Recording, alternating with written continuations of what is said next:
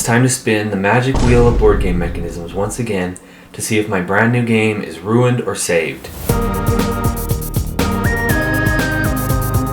Hello everyone, welcome to the Studio Ardia channel, where just because you can does mean you should. I'm your host Jared, and today we're back with part 2 of our random board game design challenge, where I take on random mechanics and try to fit them into a board game. If you didn't see part 1, it's linked down below. In the first video we used this picker wheel to randomly select a mechanism and a theme from which to build a board game. We got Vikings as the theme and critical hits and fails as the mechanism. We created a fairly simple game about defending your shore from Viking ships by rolling dice. It was fun, but it was definitely just a foundation and needed some expanding. So today we're going to spin the wheel and see what new mechanism we're going to be adding to this game. Then of course, we'll test it and rate its fun and viability on a scale of 1 to 10. So without further ado, drum roll please. Flicking. Oh no. That's a bit of a nightmare. Here I was thinking I was building a strategy game, and now we've got to turn it into a dexterity game. This is not the direction I was expecting, but the wheel has spoken and our fate is sealed. So Board Game Geek loosely defines flicking as a physical action needs to be performed by one or more players to determine the outcome of the action. I'm not sure why it's worded so vaguely. That seems to me like it could apply to almost anything. Dice rolling, drawing a card, all of those have outcomes and are physical actions, but I'm not one to question. But actual flicking, or an approximation of it, is possible inside of Tabletop Simulator. So we're going to stick with that and see what we can make. Probably the best known game that utilizes this mechanism is Crokinole. I'm sorry if I'm not saying that right. In Crokinole, players flick discs around a circular board to try to score points and knock their opponent's discs off the edge. So this is the first place that my mind went. So this should be easy to add, right? We just take our game as it is and start flinging the components at each other. No, but in all seriousness, my first idea of implementing flicking was pretty simple. Rather than just playing the numbers game, we could use this flicking to resolve our battles. The player would count how many defenders they have for a particular battle, and then they would get that many flicks to try to knock the Vikings off the board. So I built this little battle arena to give me some extra room, and added these discs.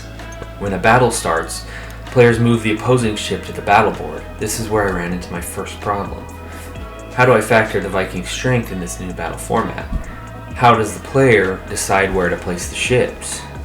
For now, I'm just adding ship tokens to the battle board in numbers equal to the total strength of the Vikings, and spacing them equally on the dots I added to the board.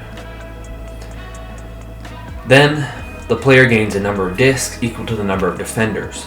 They flick the discs, attempting to knock the ships off the board. So here is what that would look like. So I tested this for a bit, and it was kind of fun, but it had a few glaring issues. First, it was hard to balance.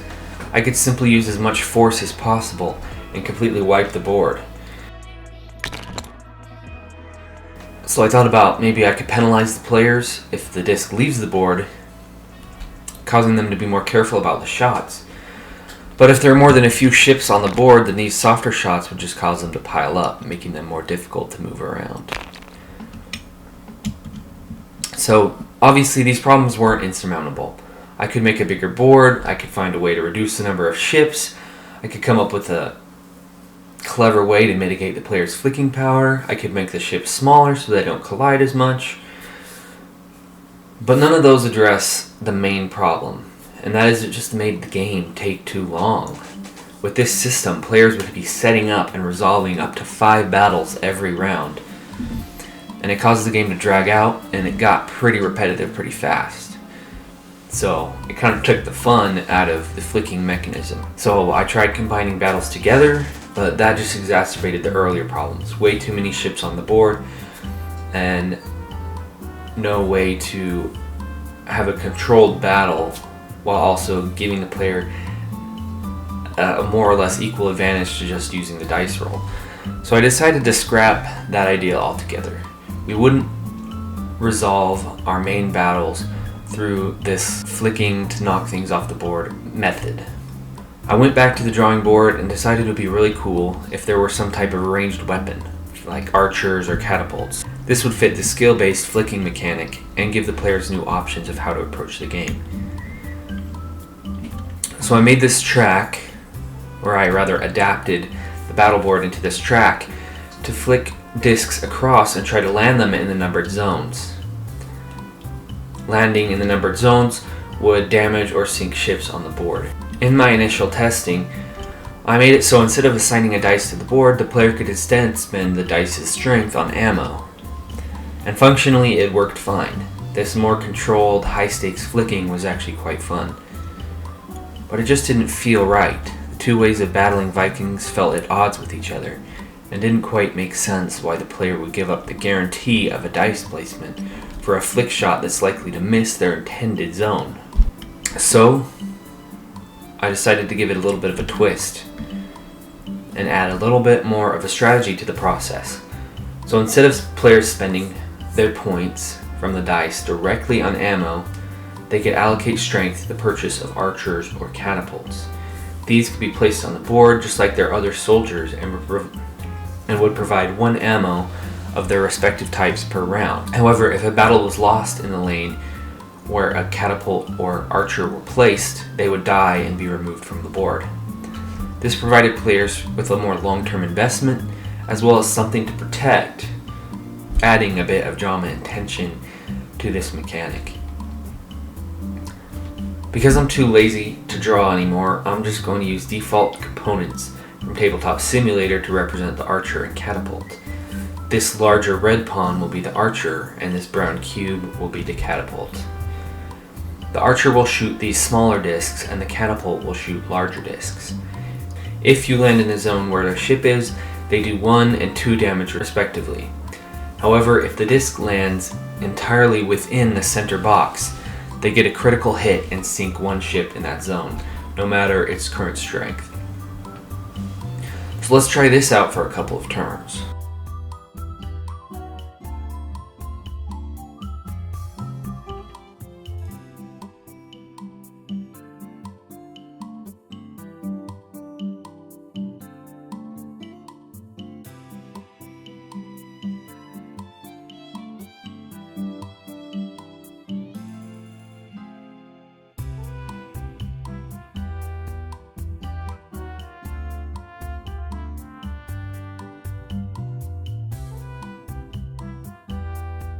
These options give new power to the player.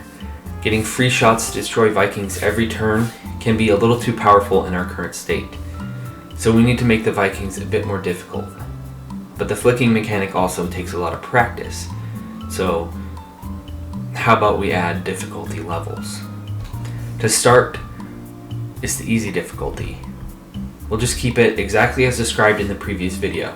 Vikings add 1 ship per turn with 1 4-sided die for strength. For now, we'll just add 1 additional difficulty level, which is hard. This is for expert players, and it will make it so each Viking ship uses a d6 for their strength, meaning players will have to invest points and skill in this new flicking mechanic in order to even have a chance. And that should round out this new mechanic and make it mesh nicely with the game.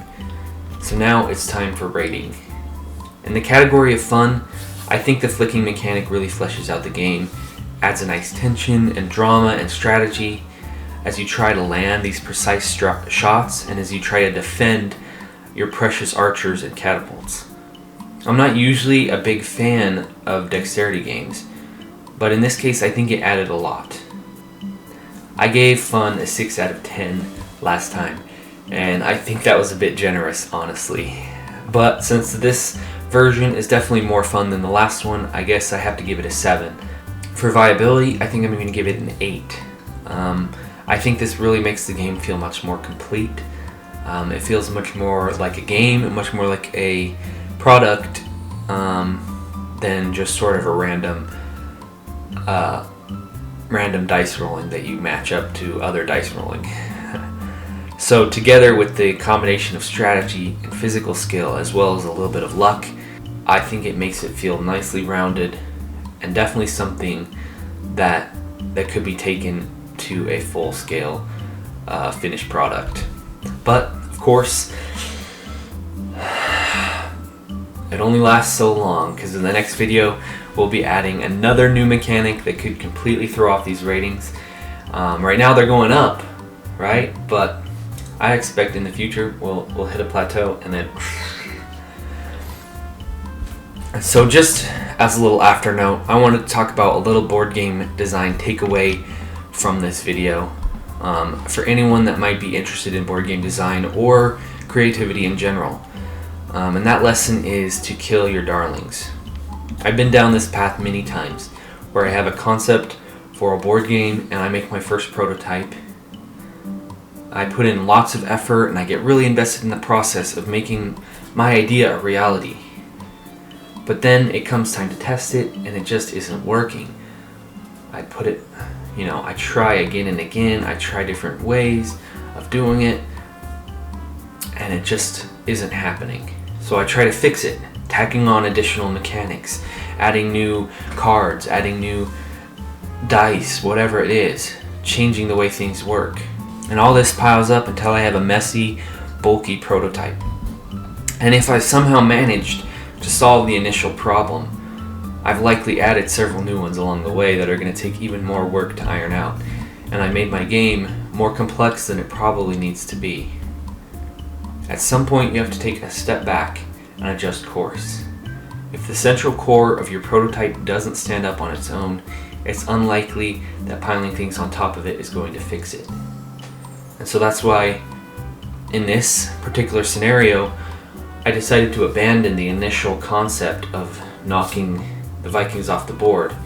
It was just, there was too much detail to work out. I would try to fix one, make less ships or combine battles together or whatever, but when one went up, the other went down, And so that's why I had to restructure the whole thing. And so that is my advice for the day.